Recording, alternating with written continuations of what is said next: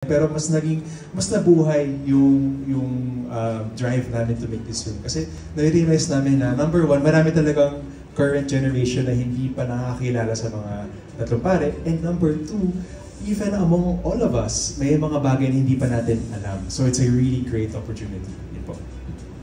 Pare. Actually, nakuha nila eh, di ba? Kaya lang first name. Di ba, Madjoha, Mariano, Jose, tapos Jacinto. Di ba, Madjoha. Pero, yun nga, kasi ako yung reflection ko, this is our second historical film. Alam po ng mga nasa industriya na pinakamahal gawin yung mga period pieces kasi costume, etc. You have to recreate yung period na yun, no? So medyo mahal. Pero we keep on doing it kasi nga parang mahalaga yung, may value ang kasaysayan, tinuturuan tayo. Pero hindi tayo natututo. So kailangan buhayin ulit yung kasaysayan. That's why we're in this.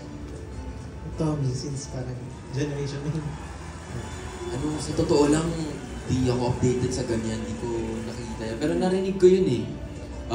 But agree ako doon. I think it's a very, very timely time to have this film shared out there. And so?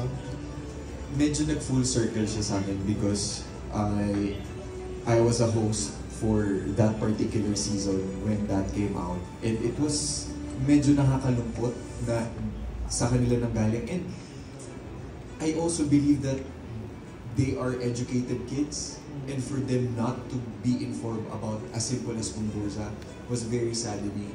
But at the same time, na-realize ko, nung nag-full circle ako, sandali, kahit ako mismo, hindi ko alam masyado yung kwento ng Gumburza, so I don't blame them. I think there are things that we can improve.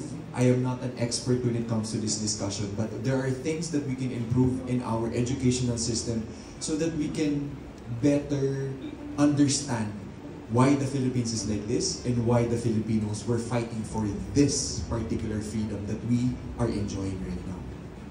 Thank you. For Derek naman, how was the challenge?